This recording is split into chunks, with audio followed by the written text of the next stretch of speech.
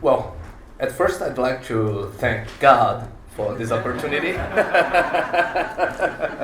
Just joking. Well, let me say just a moment, I too have a sense of humour. And in the spirit of that, could somebody take that awful picture? Can I tell you a story about that? May I? Oh, of course, please. A few years ago, the Guardian newspaper asked to have a joint interview with me and David Attenborough, one of our great heroes. And we met and we had a nice conversation and we talked, and we were laughing and laughing and laughing for the entire conversation, and the photographer was taking photographs all the time, and we were laughing. I would think that he must have taken 200 photographs, and 99% of them must have had us laughing, and the one they printed showed us looking belligerent, sticking our chins out at each other as though we were about to come to blows. What is it about you journalists? What's the second most beautiful discovery in biology? Assuming that evolution is the first, of course. I think that's got to be DNA, hasn't it, really? Mm-hmm. That's got to be the moment when it was realized that life is fundamentally digital. And Darwin himself would have been utterly thrilled. Some scientists say the idea of God is not a problem at all. They say, if there's a God, well, I'm happy here trying to discover his laws. But you disagree with this point of view, right? Why do you disagree? I think it's a form of intellectual cowardice. Because the whole enterprise of science, and I think in particular evolutionary science, which is my science, is directed towards, with remarkable success, directed towards explaining how you can get complex things if you start with simplicity. Our explanation today of the existence of life, which is fiendishly complicated, our explanation of life starts with ultimate simplicity. The origin of life was relatively simple, the origin of the universe even more simple. Modern science, starting with ultimate simplicity, has worked out how you can gradually climb by slow degrees to complexity of the order of the human brain. People interpret all the phallic stuff of Freud and concept of Jung as science just like heliocentrism. I'm asking, this is a modern, maybe this is a modern mythology. Mythology masquerading as science. Yes. And I think a case can be made that Freudianism is a kind of mythology masquerading as science. A lovely story told by Peter Medawar. Sir Peter Medawar, great British biologist who was actually born in Brazil. He was satirizing a theory of what Darwin's illness was.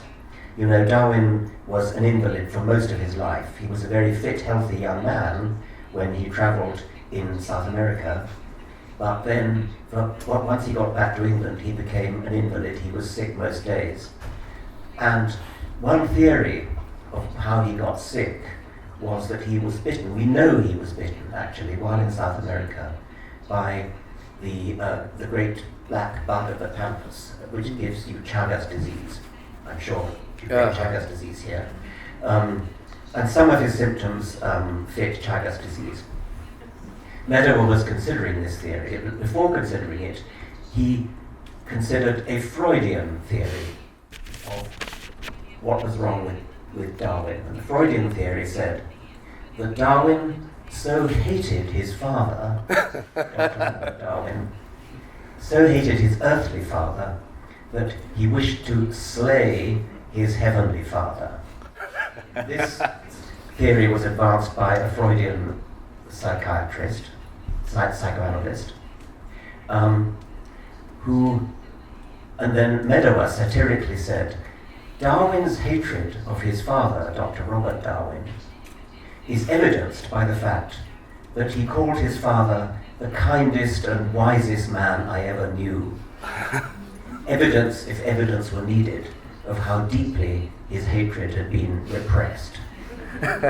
Well, that's a satirical summary of the Freudian worldview, where everything is explained, and if it's apparently not explained, if the opposite appears to be the case, then you just explain it away by saying it was repressed. So there is a danger that something that looks like science actually isn't science. It's a closed system which doesn't admit of any kind of refutation.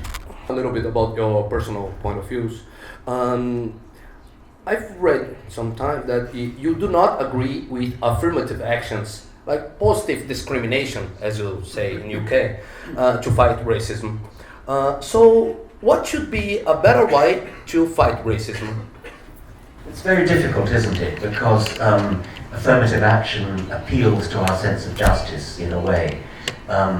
You could say, I mean, some people will say something like people of disadvantaged groups, whether it's a disadvantaged race or a disadvantaged sex, have been paying for centuries for being disadvantaged.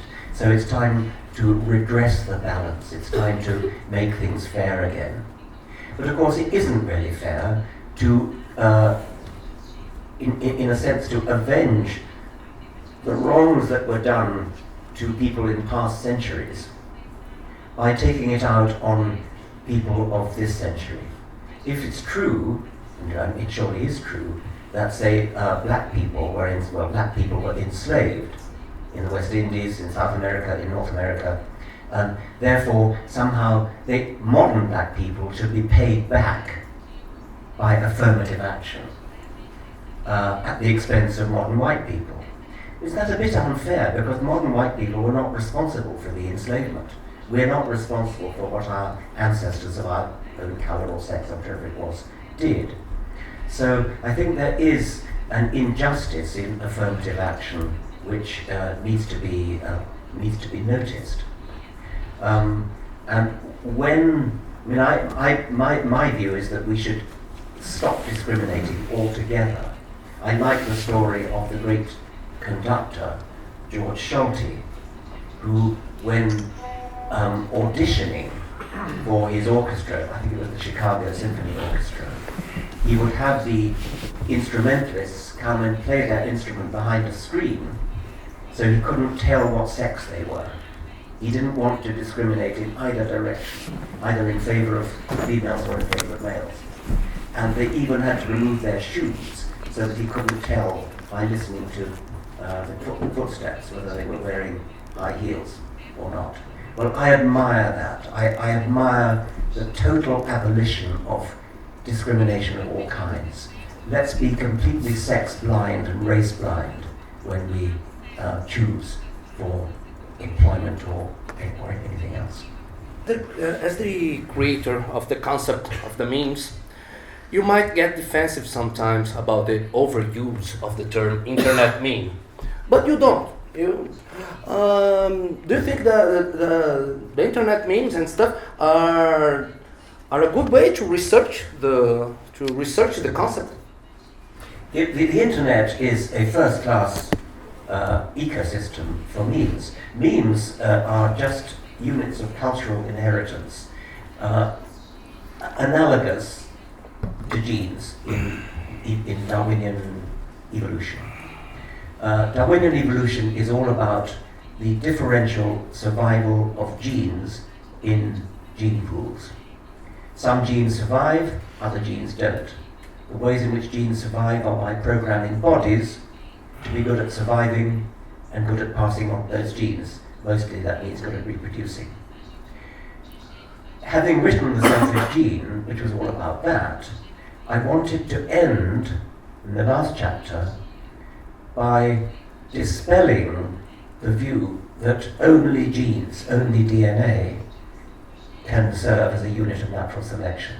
I could have used computer viruses as an example, but they'd have been a very good example, but in those days computer viruses either hadn't been invented or I didn't know about them. So instead, I used cultural inheritance, things like tunes that somebody whistles in the street. You whistle a tune in the street, and before you know it, somebody else has heard that tune and they've whistled it. And so it can spread like an epidemic around the city. It happens in non-human animals too. In Britain, in the 1950s and 60s, when milk bottles were placed on doorsteps every morning, birds, mostly tits, great tits and blue tits, learned, or one or two clever individual tits, learned how to open the milk bottles and drink the cream. And it was well documented that this habit spread as an epidemic, just like a measles epidemic, just like a flu epidemic. So memes then are units of cultural inheritance which spread just like genes do. At least that was what I wanted to propose.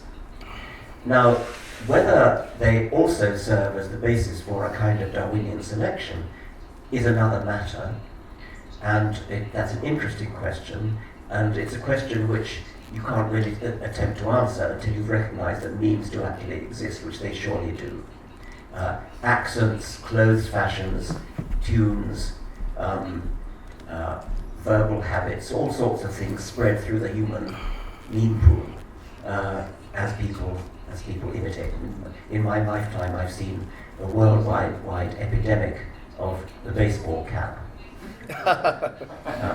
and then another epidemic of the baseball hat worn backwards. These are memetic epidemics. Now, the internet is a new phenomenon which didn't exist when I first proposed the meme. And of course, the internet is a beautiful place for memes to spread. It's a wonderful vehicle for memes to spread, and they are indeed spreading. So yes, I like the phrase internet meme because because the internet, as I say, is a terrific place for memes to spread. I don't so much like the more restrictive use of internet meme to mean something like a picture with a bit of writing on it, which I think a lot of young people think that's what a meme is. Well, it damn well isn't. It would be unfortunate if the phrase internet meme were adopted for that, because that would remove the possibility of using the phrase for the much more general phenomenon of the spread of units of cultural inheritance using the internet as an ecosystem. Just like to say thank you very much, Professor.